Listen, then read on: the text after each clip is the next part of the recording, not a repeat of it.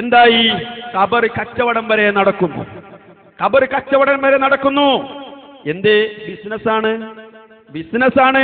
അതുകൊണ്ട് സ്വാഭാവികമായി ഖബർ കച്ചവടം നടക്കും. നമ്മൾ പറയല്ല, ഹാസിമി പറഞ്ഞില്ലേ, ഈ മലബാറിൽ കോഴിക്കോട് പോലും ഔലിയാക്കന്മാരുടെ ഖബർ വിറ്റിട്ടുണ്ട്.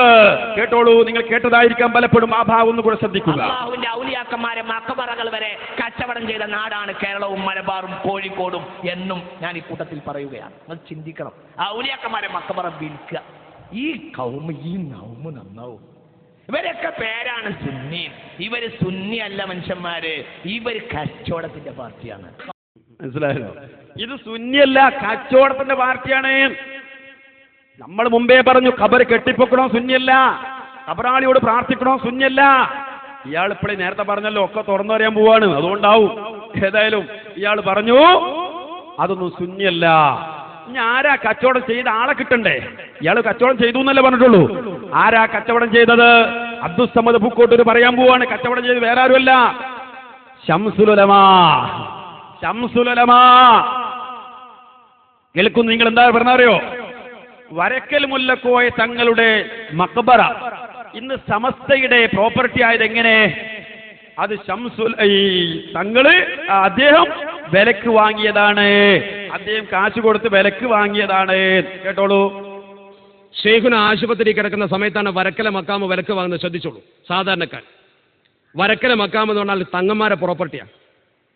ശരിക്കും ഷെയ്ഖുന ശംസുൽ ഉലമ അസ്ഹരി തങ്ങളെ സമത്തിന്റെ പ്രസിഡന്റായി തെരഞ്ഞെടുത്ത് തന്നെ ആ സ്ഥലം കിട്ടാൻ വേണ്ടിയിട്ടാന്ന് തോന്നിപ്പോ. അവരൊറ്റ ആവശ്യം. കാരണം എന്താ?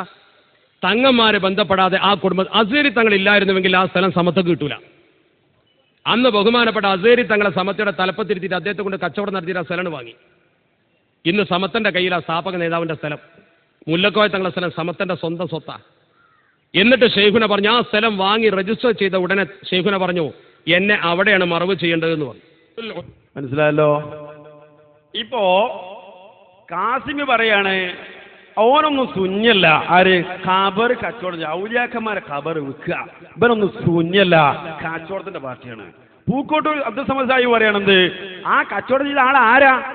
ശംസുൽ ഉലമ ആശുപത്രി കിടക്കുമ്പോഴാണ് വരക്കൽ മുല്ലക്കോയ തങ്ങളുടെ മഖബറ വിലക്ക് വാങ്ങിയത്. അവ എന്നാ കച്ചവടം നടന്നത്?